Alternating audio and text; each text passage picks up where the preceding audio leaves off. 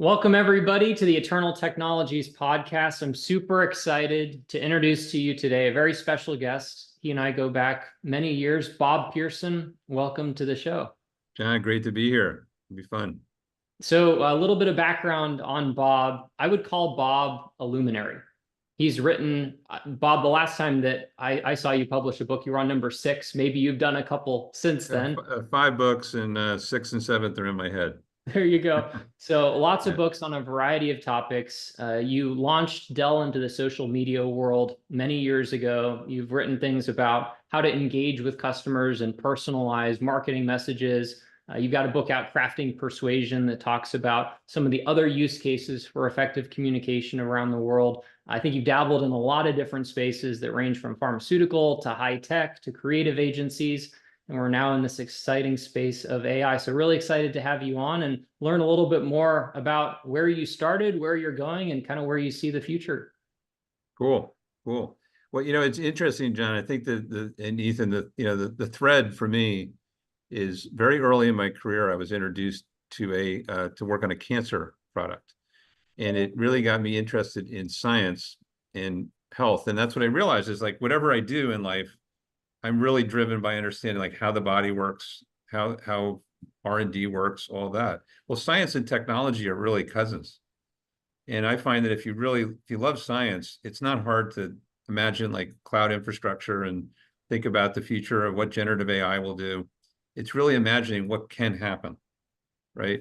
And so I'm not saying that all other industries aren't interesting, but I think when you have science and tech as that underpinning, a lot of us, I think, have that in common who end up in the space we're in.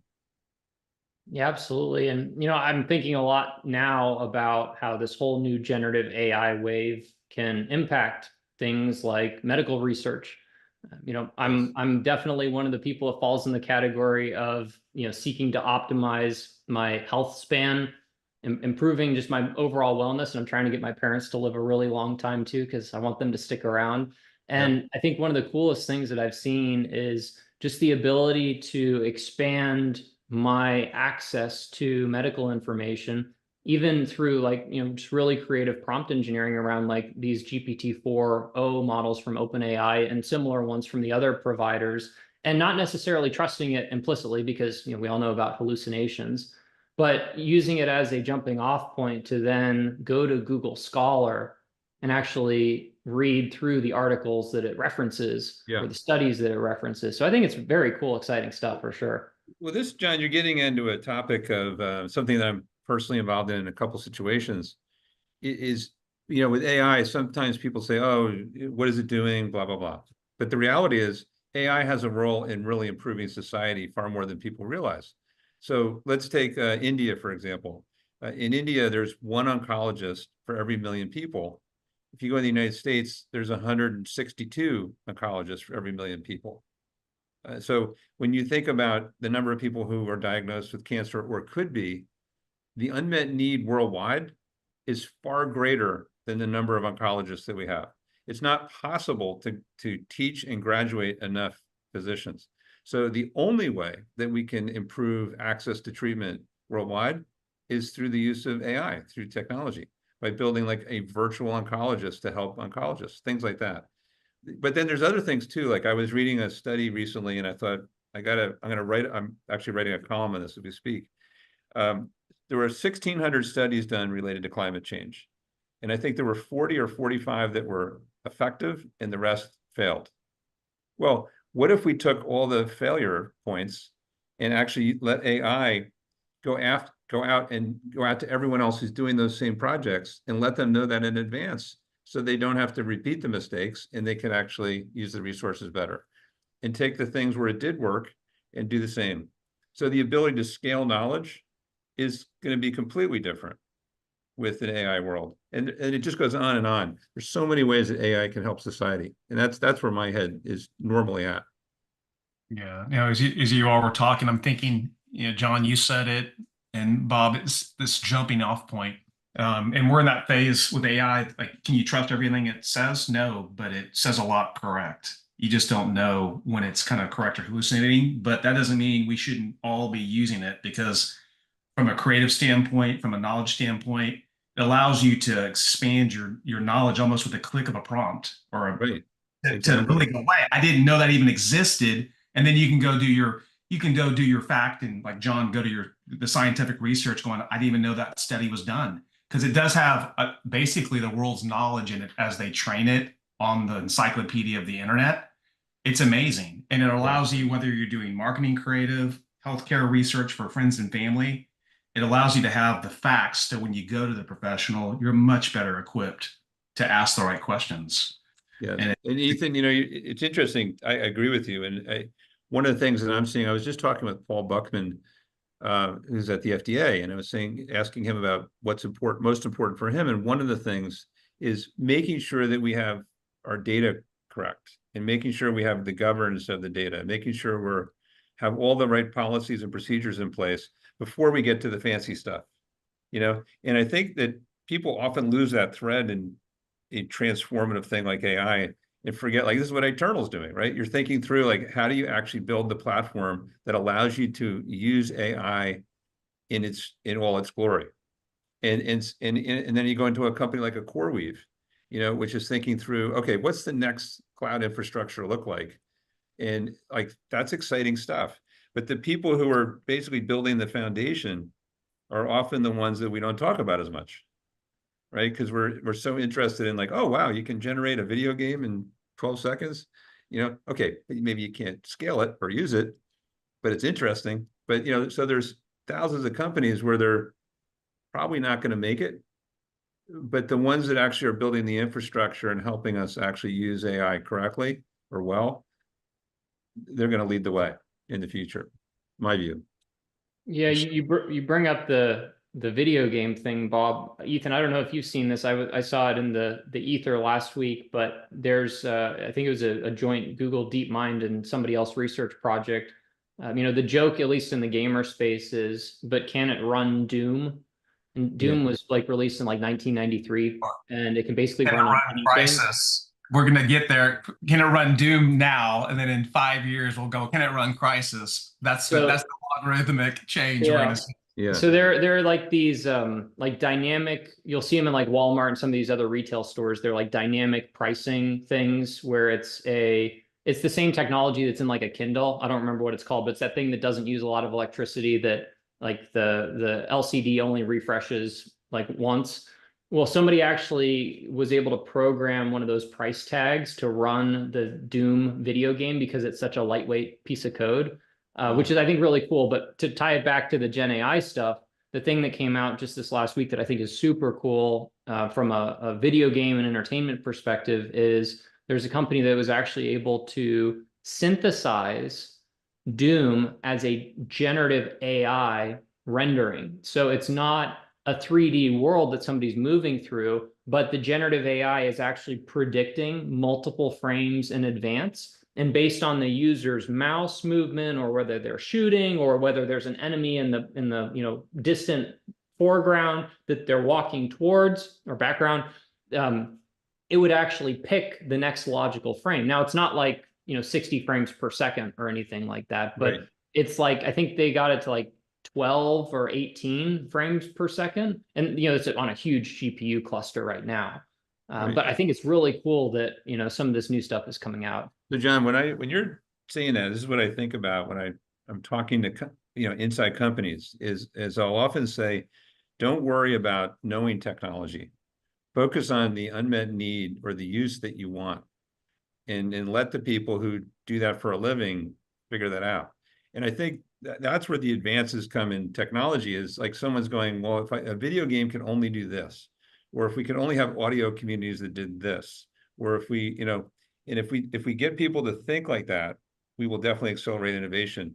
And because I think a lot of people become intimidated by tech, and they're like, I can't do that. It's like, no, your marketplace, your customers, their problems, like you've got all the ingredients we need. And quite frankly, I would say the innovators in AI, that if they're starving for one thing, it's those use cases. You're 100%. You were saying that we used to say, I have a solution looking for a problem. Yeah. It's flipped now.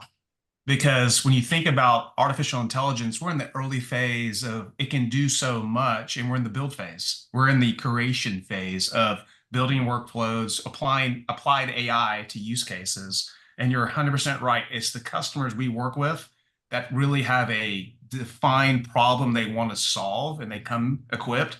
We can help them so fast because the technology can do a lot when you're clear on the outcome. Right. Exactly.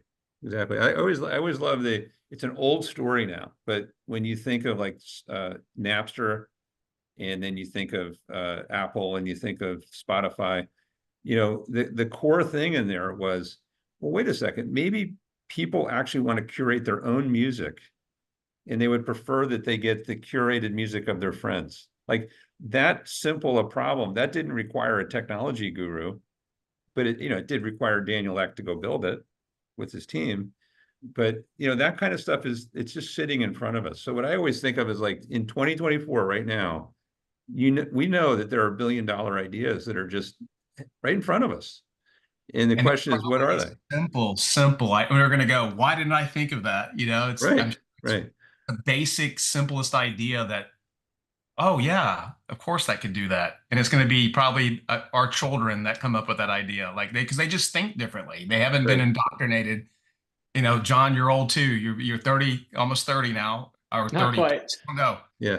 your butt. I wouldn't call that old, John. Yeah, Yeah. you were young, but I'm telling you, when you talk to a child who has not been through that same conditioning you've been trained, we're all LLMs, I say, Bob. I think we've been Yeah. trained and conditioned. They're willing to think outside the box, and Yes. they apply new ideas to like, why don't we try that? Like, I don't know, why don't we try AI to do this? And I think we're limited by our creativity. Yeah. That's why I think it's a blank slate exercise when you're bringing AI into a company. There is really not one area that it can't help you when you really sit back and think about it. If you can control the data sovereignty, and the other thing it does is it makes you clean up your data. Yes. You don't want to throw false information at a machine, and it forces hygiene to happen. Because we've all been victims of free storage. In fact, I heard there was an article recently like Google can't, it's going to have to start looking at how much storage it has available because we've been storing data, but a lot of it's None of it we don't need. Right. So, it's like even here's an analogy that goes with that. So I like talking about lakes, ponds, and puddles. Right. So data lake, everyone goes, I've heard of that. Yeah, it's all the information for the company. But then that pond may be for the division, and the puddle might be for the function within the division, and then you can create more and more puddles from there. But then so that's happening with LLMs, right? And that's, you guys know that inside and out. What's not happening is what you're getting at is that those streams are being polluted.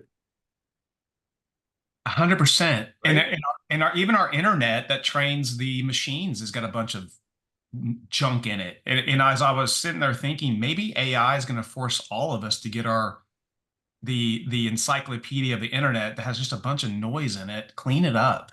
I think There's so. fake news out there, and I don't want my kids reading stuff that's fake. I want truth.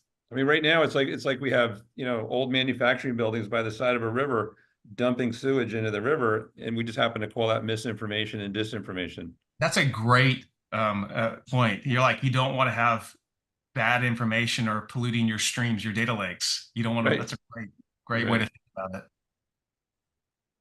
So, Bob, I'd love to just hear a little bit from you about your backstory, because I think you've had a really interesting career. So, how'd you get started?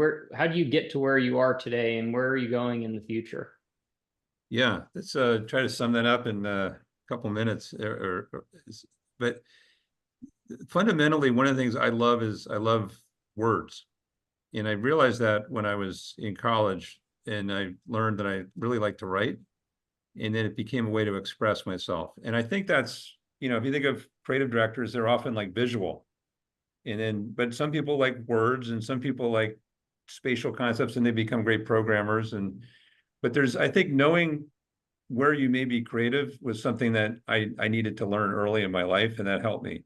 And then from there, I think, being very fortunate to be asked to run global teams early in my career, at big companies, in running communications, I was seeing how media works. So I would see how media cycles would work in Japan and Brazil and Germany and the US, and you're seeing this every day for decades. You start to see, how do humans actually work? Why did journalists do what they do? How does a story really take hold or not? When is a crisis really a crisis? So all those things then shape me. And here I am. I think the other part is I always had a great need to make things finite. So way before technology, when I was at Novartis, I thought, how many journalists do I need to actually talk to in the world?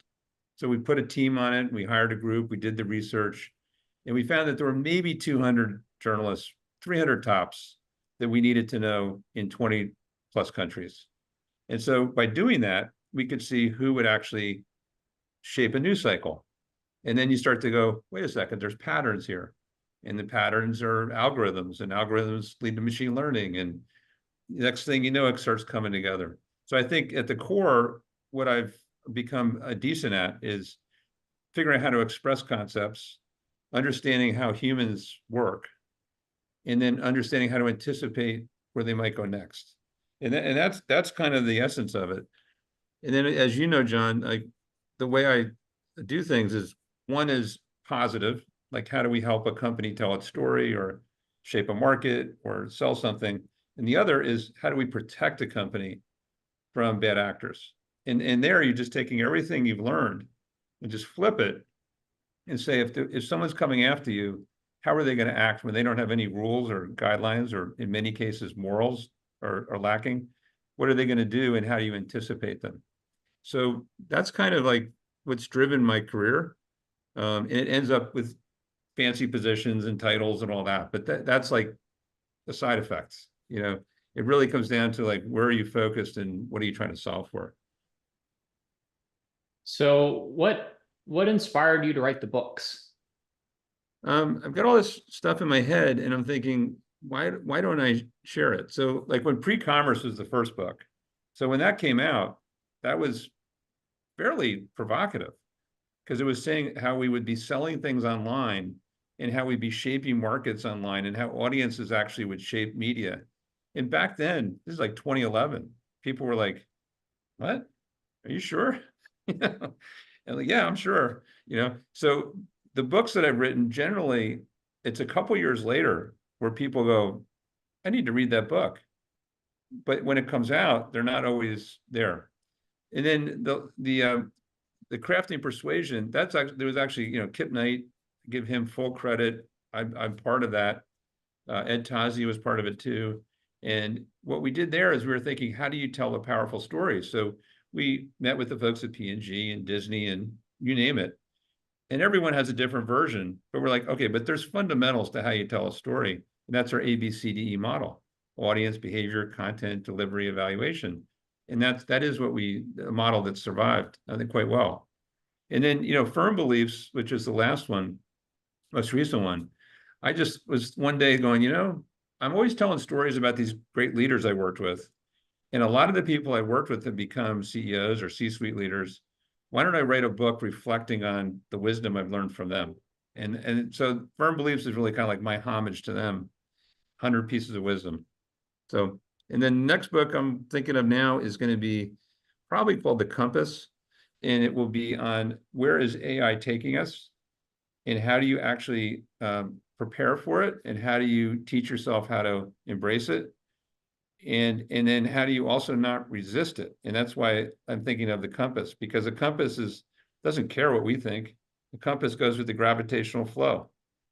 And a big part of this is the world's already moving in a certain direction.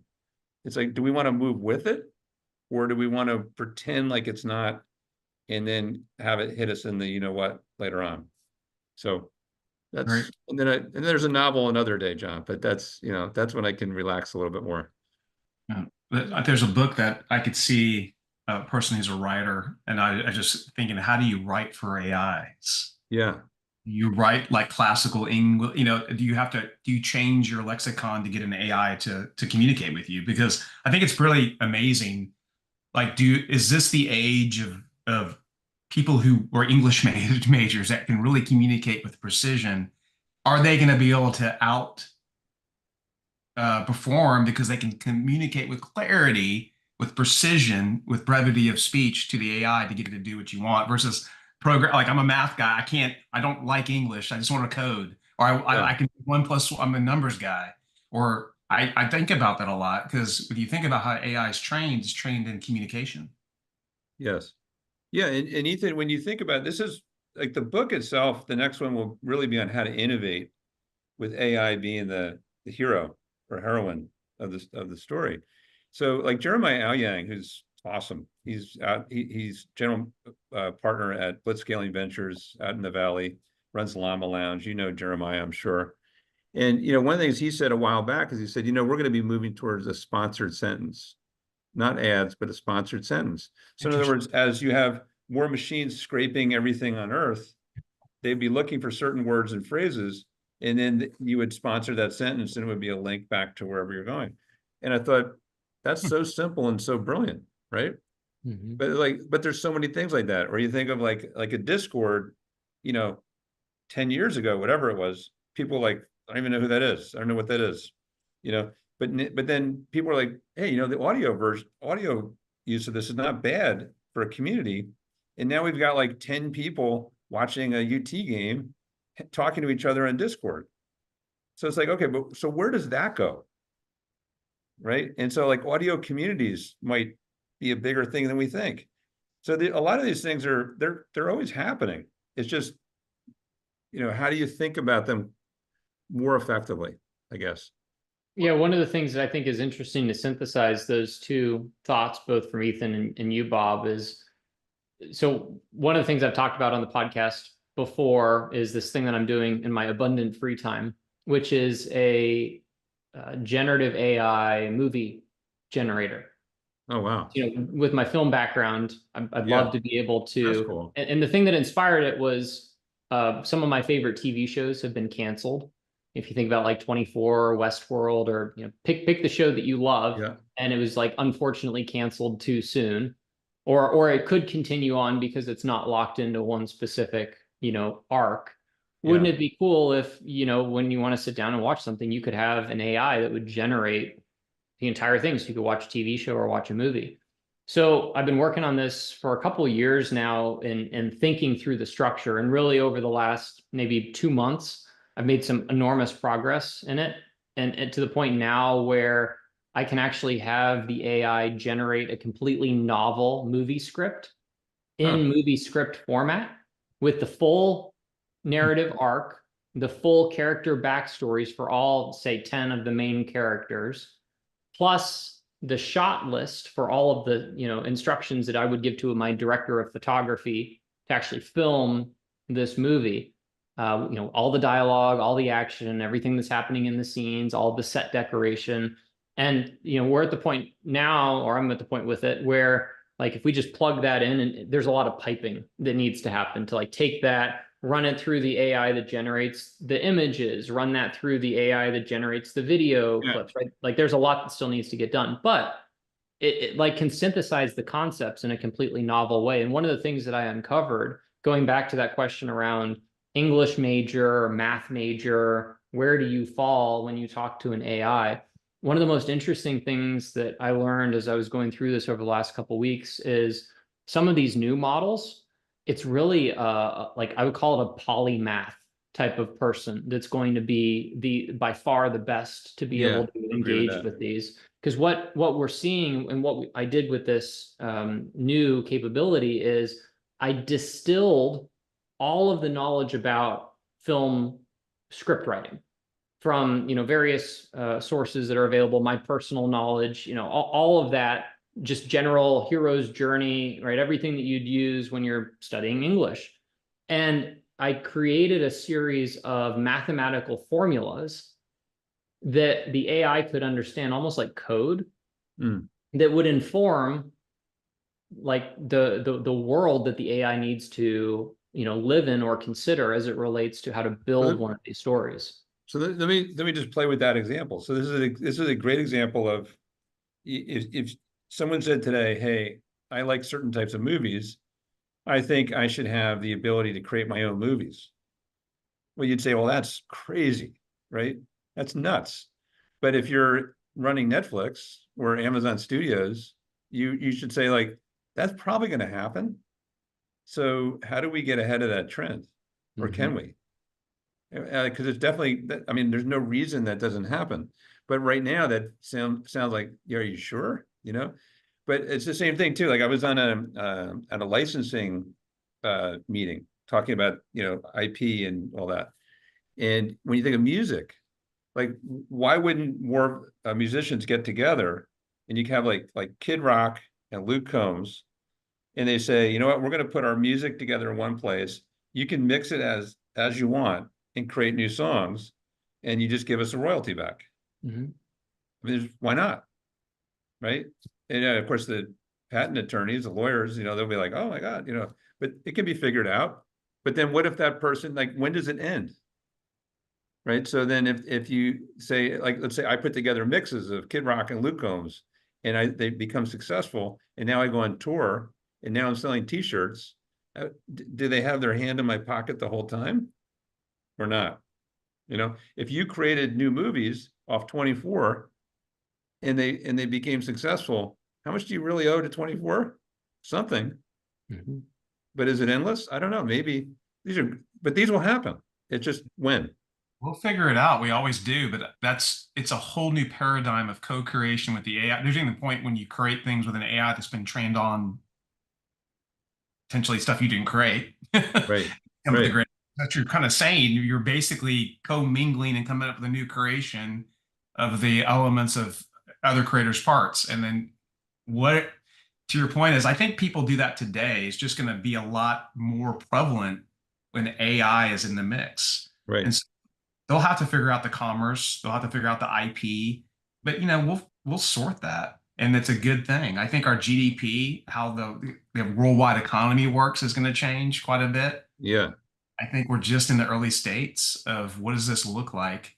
Well, this is like Ethan too. When you think about that, it's like looking at evolution of stuff is key, right? That's what I find. So if you go back, gosh, into say the 90s, and people were building websites, you know, even into early 2000s, they'd be too expensive. Yeah, You know, they were getting websites built and they were like 200 grand, you know? And then, but then all of a sudden you have like WordPress and you have other things to do. And then all of a sudden everyone's doing websites and it completely changes things. So like there's the equivalent of what John was saying, like right now, maybe that's hard to do, but what's the equivalent of WordPress down the road? Where you're like, you know, I don't even have to understand how to make a movie. I just need to know what characters and content I put in here. And all of a sudden I've got my movie, Yeah. you know, and so cool stuff. we always talk about the creator economy, the idea economy. We're just getting started, man. Yeah, exactly. It's, Yeah, it's going to level the playing field for a lot of just innovative thought. Because like eventually you just say, well, I don't have I can't do that. We're like, no, no, no, that's not an excuse. Now you can. right. We always said you're only limited by ideas and then the ability to execute those ideas. Well, now with AI agents at your disposal, the execution phase actually the bar gets easier to bring those ideas into production. It's Exactly. crazy to see that. And I'm waiting for the first. We were talking, John, like we're going to see the first movie done by like how big was that staff? Was it or there's going to be that 1 to 2 person production that wins an Academy Award? That's coming. Yeah. Yeah, you still need a David Chase, right? So like I just watched that documentary on HBO, the creator of The Sopranos. Oh yeah, yeah, yeah. And you still need that brilliant mind to think through how to make the story really resonate so it separates from the pack. But we could have, 10,000 people creating films, but then 10 of them are home runs, you Yeah. know? Bob, question for you as we're thinking of the marketing history and the way the internet functions today. How do you think AI is going to change just we call modern marketing, the marketing in the age of AI? It's going to Yeah, change how we think about advertising, influence. The worst thing you want is having a AI hallucinate about your brand. right. Well, there's a number of ways. I mean, gosh, that's a whole day in itself. I know. I just But if you wanted to, think about it, if you think like in 2 years, like half of search in the world will be through machine, Mhm. then you think, okay, what does my website look like? Have I built my website correctly? Do I have enough information for all of those agents to scrape? So that's something that's important. If you think about converting on the funnel, like, funnel conversion, we can collapse it.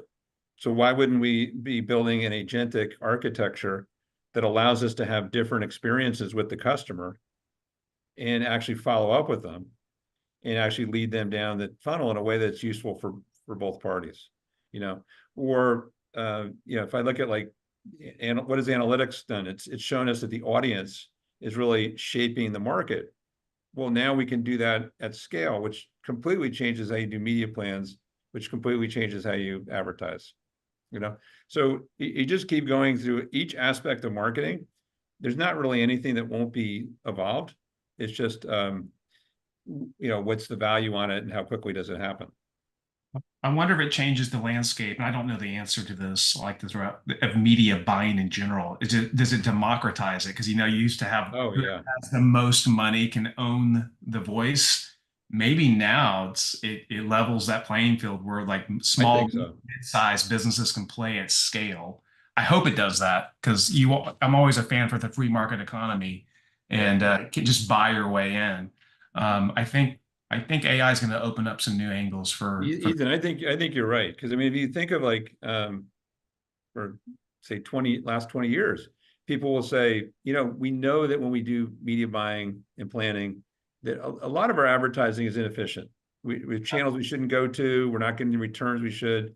Well, now we're going to be building agents and saying, you go do this, you go find this. It's kind of like we're sending everyone out to hunt, and they're going to come back and they're going to go, 43% of your $1 million you spent was a complete waste.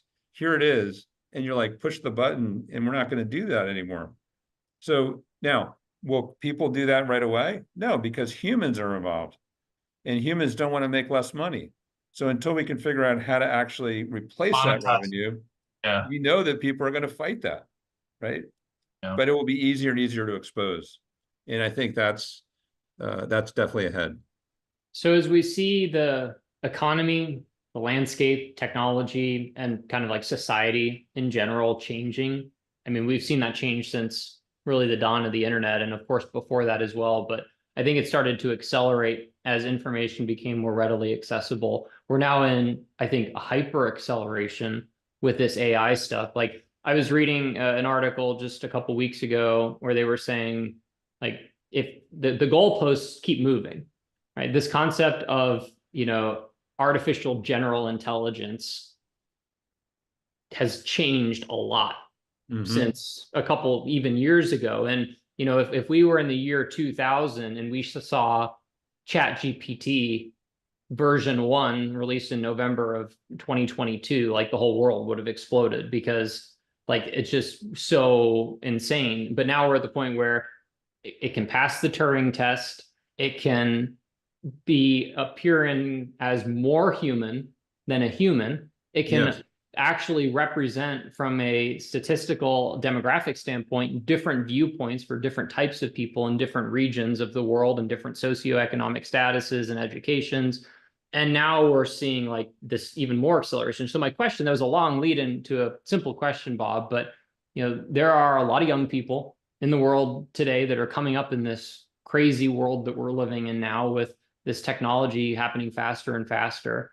Where do you see this going for the next generation, and what advice or counsel, or if you were in that position, say, Yeah. somebody in high school about to, turn 18, where would you put your time and effort to be ready for what comes next?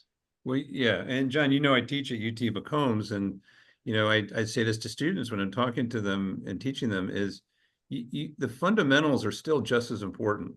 So you still have to understand humans and human behavior. You have to understand psychological models. You got to pay attention in statistics class. You've got to, you just go through like all of those things. You still have to know all that stuff. And the other thing is you have to humans have to drive AI, not the reverse. So if we become too dependent on AI, we will become desensitized, and quite frankly, we will become dumber. So we have to actually say, okay, what is it doing? How do we harness it, whether we're a technologist or not? And I think if this generation, the people who do that, they'll lead the way. And when I hear people complain about AI, I'm like, well, get in front of it, like, learn about it, right? And don't sit there and watch it. So that's the biggest thing. But this is a big change. I mean, every generation doesn't have something this transformational occur. Bob, I didn't know, so didn't do the back reading. I have the AI do my brief on you. I would have known you taught at UT. Question for you. How are the students reacting? Because my children are in high school, going to Yeah. college, it's 2 to 3 years. I told them you have an advantage because this kind of got dropped on people in university, so they're having to adapt real time. So my question are how are the kids, responding to AI? Do they see it as a threat, or are they embracing it? Yeah. I mean, I'm speaking to, business school students that are thinking about this stuff. They embrace it. I mean, the AI is like, it's normal for them. I mean, they just expect that they'll be using it. I think the reminder of learning the fundamentals is key for them. And sorry, I have a dog barking there in the background. So I don't think that's it. I think the things that they have to watch out for, meaning all people in, say 10 to 25, is where are they getting their news from? And most are getting their news from TikTok and Facebook and Instagram. That's not the greatest. And I think it's also developing that curiosity mindset of challenging things and asking questions, right? Because again, it's going to be easier than ever to not do that and have stuff served to us.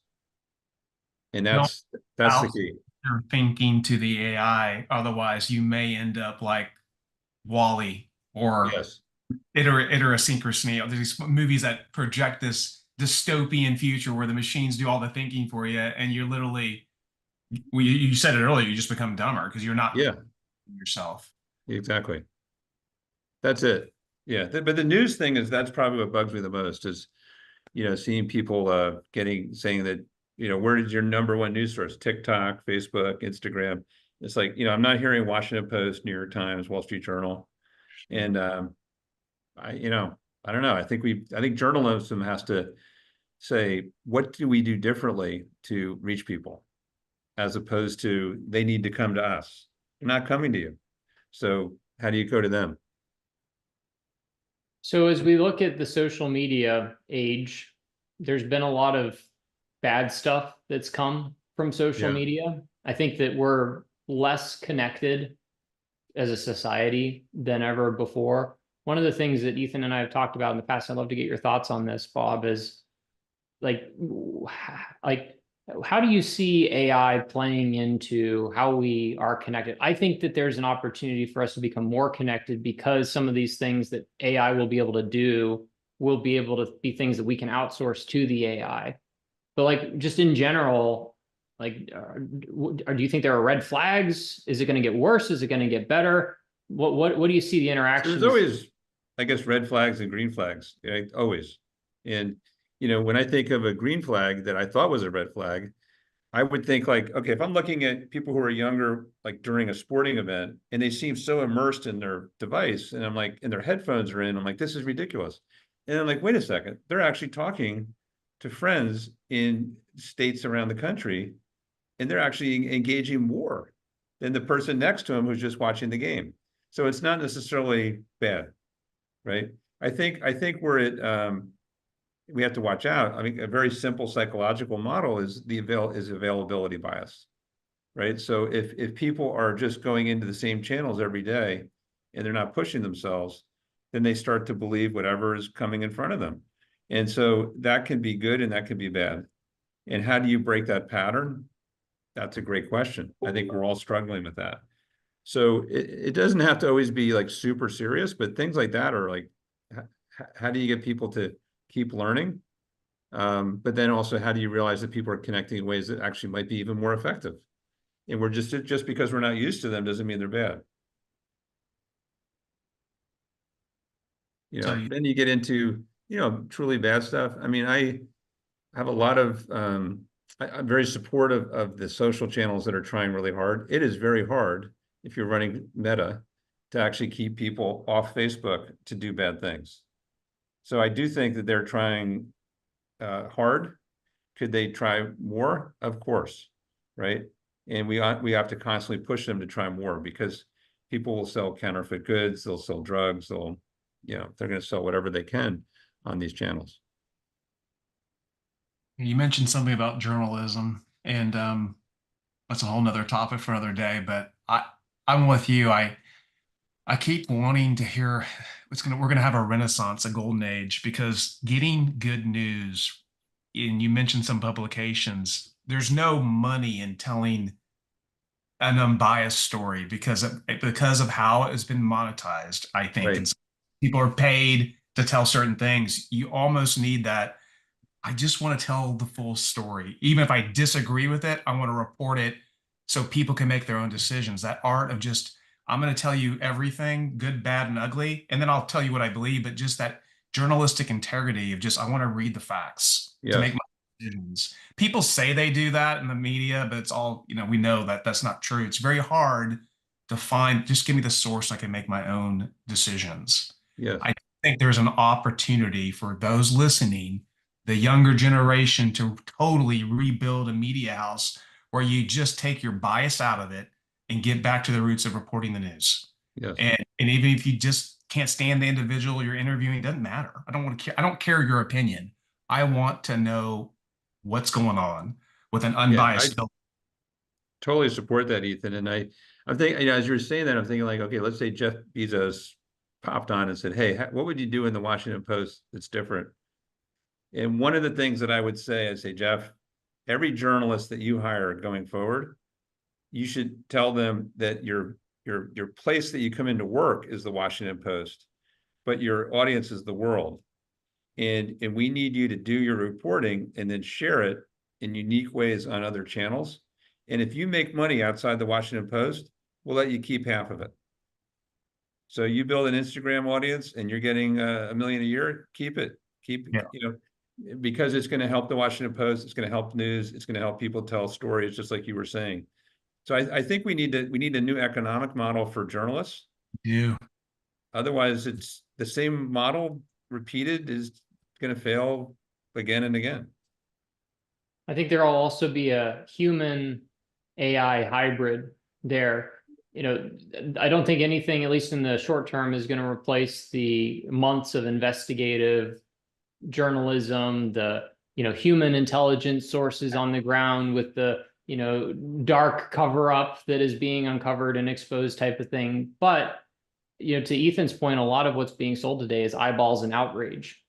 And I think a lot of that can be eliminated through AI, to the point where you don't need a journalism degree, you don't even need a human necessarily to write that kind of story. It's simply something that an AI could produce. And I'm not advocating for the AI to produce bad stuff. I'm saying like the shift to demonetizing the detrimental stuff to our society could happen really fast if this AI adopts. Like, for example, we'll write blog posts, and we're about to probably start a newsletter coming off of these podcasts. And essentially what we've done is we've taken the podcast transcript and we've done some prompting around it, and we're writing a couple of samples, and we're going to say, make me 5 newsletter articles based on this podcast transcript. And it'll do it, and it'll be 99% perfect minus a couple of tweaks. And so, for all of this kind of like curation and aggregation of insights and, telling the facts, I think that we'll see a big uplift in the ability for these channels to put out things like that in mass. And I think, to Ethan's point, it's going to be very compelling from a content perspective, because it's so lacking today. And I think that the rest of the journalism stuff will repatriate to the things where the AI can't do it. And hopefully that'll be less biased and more focused on, uncovering, dark conspiracies and all the stuff that's going to help move us forward. Yeah, I mean, and think about let's go back to the concept of pollution. So, if we said, how do you sort of regulate this. We always end up talking about Section 230. And we say that, you know, platforms actually have the right to have stuff on there and they have immunity so they can't be sued. So, okay, got it. But if we're sitting here with the ability to create agents that can find things quicker, and we can build up an agentic architecture that actually would go after things that are bad for society, then maybe we can clean up the pollution. And that includes a lot of different bad actions. And so what's wrong with that? Now, of course, the rub is always someone's bad action is someone else's, you know, opinion. But I mean, there's enough bad stuff. I think we can all agree, like human trafficking shouldn't have a place, or Absolutely. drugs shouldn't have a place, or certain cyberbullying shouldn't have a place. It's not as hard as it looks. But I think that's the kind of thing that we're not that far away from doing. 100%. But then we have to have Congress understand what we're talking about. True. And the other thing I think we should do, and maybe bring it back, and please, anyone listening, take these ideas because I want to see them in the actual wild. When you write articles, and John and I'm still thinking about when we start to do these AI generated, even though it's kind of based on or the source content. I'm thinking you should cite that, you know, AI generate. You should let people know, like, yeah. To start to, like, remember when you used to write articles or you would do research in college, or you would cite your sources and it'd make your argument more compelling, going, I did the work, I researched the articles and I cited the paper and I wrote this really amazing article that I'm proud of because I really worked hard. With AI now, I want journalists to do a better job of citing their sources. Where'd you get the facts? Where'd you get it? Now, if you can't, obviously if it's undercover, but still, you do a better job of letting me figure out, did you fact check this? Was it fact checked? Yes. You don't see that anymore. If you're going to have AI co-create with you, you're going to have time to make sure, like Perplexity and others do. They show where you getting this stuff. So, you know, it's not if it's hallucinating, let me see where it's getting the source content so I can make my decision. But Ethan, that's a good example, I think, of, you know, a lot of these things, if we just take the time to think them through, we can figure out where should the solution be created. So what you're saying is, hey, if you could proactively identify where information is coming from and then it's sourced, well, then you have addressed the fact-checking issue. What we do know for those who are in fact-checking, they don't like it when I say this, but we've been looking at fact-checking worldwide for years. It doesn't work. It's practically useless. And the reason why is because no one goes back to a fact-checking site to check, because the people who receive the information already believe it's true. Damage is already done. Yeah. No link. Damage is done. You trust its veracity of what you read based on the name of the publication. Versus the Economist or the Washington Post, you hope that they're doing their job, but you can't validate it. I would like to look under the covers, going, what did they? That's right. So we got to get to root cause and get it earlier. Yeah. And figure out how to do it. So that's a great example. Like that could be a good solution down the road. And the digital seeing how censorship is a good example. Particularly in today's age, it's not that hard to index sites and see what content came in and what content is no longer there. The question is, can you build that at scale so you can expose it quicker? So you can say, hey, in this particular country, in this channel, you're censoring. Now, in some countries, they'd say, so what? But in enough countries, they would say, okay, we don't like that. And let's deal with that. Yeah. It's fascinating stuff. Yeah. Well, Bob, as we close out here, really appreciate you taking the time. The final question I'd like to ask you is, you know, you're an author, you've written a number of books. I'd love to hear from you. If there's one or two books that you think are particularly fascinating that you've read recently that, you know, would be helpful in, you know, life or AI or technology or marketing and beyond. Yeah, that's a good, you know, I read so many books and I always write on LinkedIn the books that I've written, and I'm like drawing a blank as I think of that right now. I go out of my way to not read one type of book. So right now I'm reading, finishing up Brian Kilmeade's book on Sam Houston and the Alamo. Oh, cool. And so it's walking me through like the history of Texas and all the wars and battles that went in there with Santa Ana and others. And that's kind of interesting. The next book I'm going to read after that is going to be Rick Rubin's book on creativity. And I've always been a big fan of how a guy who's not a musician actually can somehow figure out how to bring the best out of musicians. And I'm like, wow, isn't that kind of what we do when we're providing service to clients and customers as we're trying to figure out how to bring more value for them? So I'm really looking forward to that book. And then, gosh, I have Michael Dell's book is in my queue on Play to Win. And it's going to be in the next like 2 months where I read that, because I just found that guy has so much wisdom that when he often will say things so clearly and so simply, and you're like, of course, but it's not obvious, So I think the fact that he put out another book is awesome, and those are the ones that are top of mind. That's awesome. Yeah, the Play Nice to Win is a really good one. So you're gonna like it a Play lot. Nice to Win. That's it. Yeah. Yeah. Cool. Very good. Well, Bob, thank you so much for joining. It's good seeing you. Yeah, good seeing you guys, and a fun conversation. I knew it would be. Awesome. Right. All righty. All right. Bye See bye. ya.